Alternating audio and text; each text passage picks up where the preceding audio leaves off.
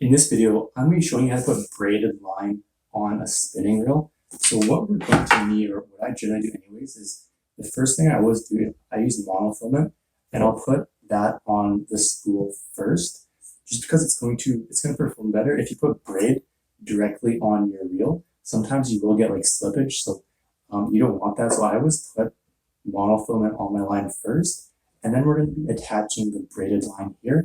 And then we're also going to be putting on a fluorocarbon leader. So that's pretty much the three things we're going to do in this video. And I also like having, you're going to need something to cut your line with, and then you're going to need like a wet rag as well. So let me show you pretty much everything you need to do in order to get your rod ready to start fishing. All right, so the first thing you want to do is you want to get some like any old cheap monofilament. I always put this on my line first because I did mention before, if you put this on your line, it's going to grip your spool a lot better. So if you put braid on your line, you might get some sort of slippage. Some reels do have like a rubber material. If you don't want to use monofilament on your line first and you want to go directly with braid, if your reel does have some sort of rubber on the spool, like sometimes it has rubber in here, that'll grip. Or you can put some like electrical tape on here first, and then you can attach the braid. But I always go monofilament first. And another reason I do this is because I don't need like 300 yards of braided line, right? So I only need about maybe like 150 yards. So I'll spool like half my reel with monofilament, and then I'll put the other half on a braid, and it's going to save money. And you really, if you're going to be casting with a spinning reel, if you're doing like some sort of deep trolling, maybe then you might want all braid. But if you're just casting like pretty much I do most of the time, then this is going to be the way you want to go. All right, so before we do get started, I just want to mention a gear giveaway I'm planning on doing. So it's probably going to be at like 1,000 subscribers, and then I'll probably continue doing it every like 5,000 after that. So here are some things I'm thinking about. So we have right here, it's a bait casting reel. We also have like a backpack, a fishing backpack. I just toss everything in there whenever I'm going out. It's really, really useful. And also like a GoPro or something. So that's kind of what I'm thinking about right now. If you do have any suggestions for anything else, just leave a comment down below, and I'll figure something out. But if you do want to enter, I need you to do three things, okay? So first, subscribe to the channel, like this video, and comment giveaway down below. Just do those three things and you'll be automatically entered. All right, so if you do want to enter, then good luck, and we will jump back to the video. All right, so the first thing we'll do is we'll grab our monofilament, and I've taken the reel, I've just broken it in half. If you do have a one piece, obviously it'll be a little bit harder, but what you're gonna basically do is you're gonna take the monofilament and you're gonna go through the very first eyelet. So we're just gonna take it. All right, and then you can pull it down towards your reel. So one thing you're gonna wanna make sure is you're gonna wanna make sure that you put your line on the reel the right way. So generally, if you have the label side, so we have the label side, the non-label side, if you put the label side up, then generally that works. That's been the case for pretty much every monofilament or line that I've used myself. But seeing how this is going to wrap around this way, so whenever we have our line, it's pretty much curled this way, so it's curling that way. So basically we want that curl to go around the reel the right way. So obviously you probably can't really see this, but it's curling this way.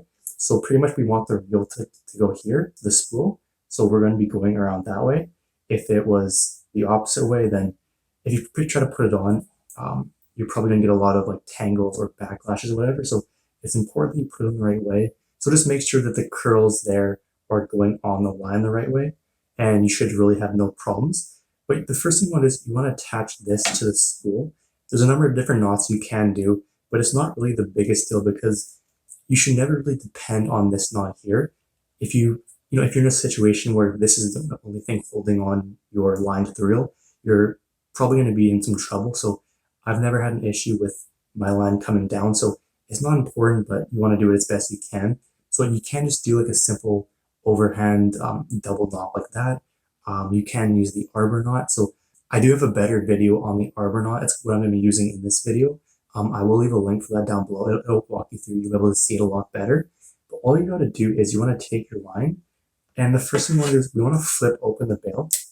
And all we're going to do is we're going to take our line. I like wrapping it around the spool twice. So all you got to do is go on twice. And then if you want, you can just simply do 2 overhand knots and it should cinch up tight. I'm going to do the Arbor knot. So pretty much all the arbor knot is you're going to take your line, the tag end, and we're going to do a simple an overhand knot over the standing part of the line. And again, I have a better video that's going to show you a lot more in depth, so I recommend you watch that. Okay, so we have our first knot, and then in the tag end, we're simply going to do another overhand knot. And all we have to do is pull it tight, and the two knots will cinch together. So all you got to do is pull it tight. You don't want to pull it super tight or your line might break, but just as long as it's on there pretty well, like, you know, I have a kind of a hard time moving it, and that's pretty much all you need to do. All right, so then you can cut off the tag end. All right, so your line is then connected, and you can close the bail, and then you can have your line coming on. All right, and the next step is to put on our monofilament. So the choice is up to you how much you want to put on. I'll generally fill my spool about halfway with this. That's kind of what I always do. It saves money, and pretty much I've never really had to use it anyway. I always have enough braided line on. I've never had any issues, so I like doing it halfway, but really the choice is going to be up to you. So again, make sure your line is coming off the right way. Generally, if the label's on the top, you should be fine. Or if you rotate it clockwise and you put something in between here where you can, you know, have the line coming off, that's generally the right way to do it. So all we got to do now is start reeling on. Again, I'll do about half of my spool of this monofilament. So basically what I'll do is I'll simply put tension on my line, and then I'll put my wet towel over the line, and then I'll wrap it around the spool just like that.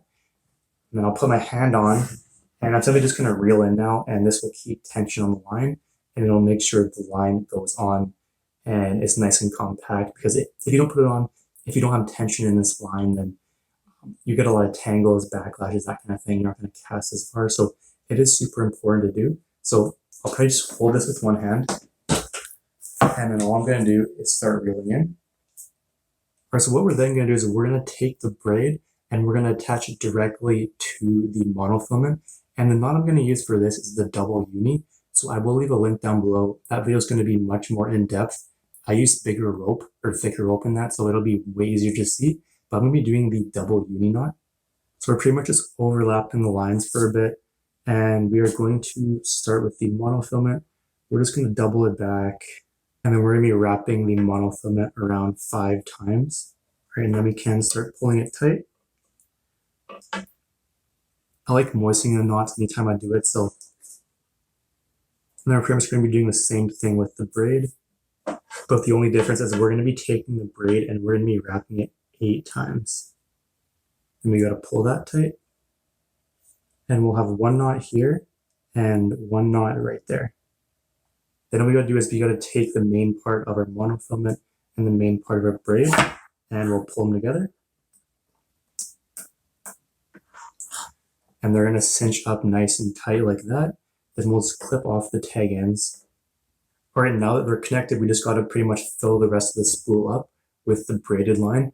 And I like filling it up so there's between like a 1/16 and a 1/8 inch gap between, pretty much between the top of the spool and the line. So just, you want to fill it up, obviously not right to the top, but you want to fill it up as much as you can, just because it's going to help you cast a lot better when it is full. All right, and we're pretty much going to do the exact same thing. You can start reeling in. All right, and then we will have our line. See how it is pretty full, but it's not quite at the edge. There's a little bit of a gap there, and that's designed. You want to have it full because it'll cast better, but you don't want to have it like right on the edge, because you can get some knots and tangles and all that because of that. So between a 1/8 inch and a 16 inch gap between the line and the spool itself, and you'll be good to go. All right, what we'll then do is we'll simply just cut the braid. And the final thing we'll do is we'll attach our leader. I generally use a fluorocarbon leader probably about 90% of the time, and I'll generally connect them directly.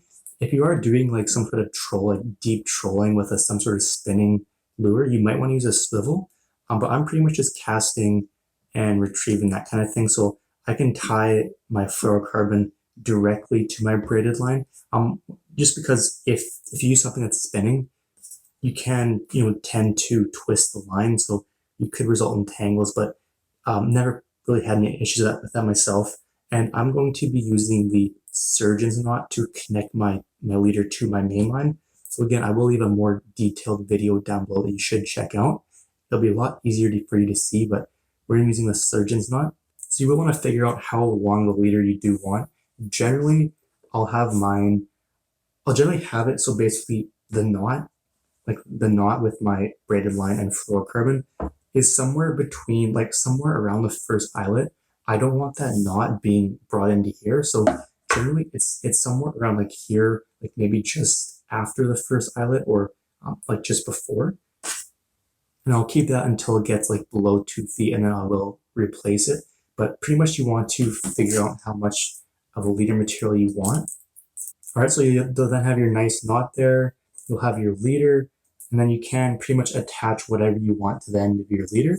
And there is how I set up my spinning reel. So thanks for watching, and if you do have any questions, just simply leave a comment down below, and I'll get back to you as soon as possible.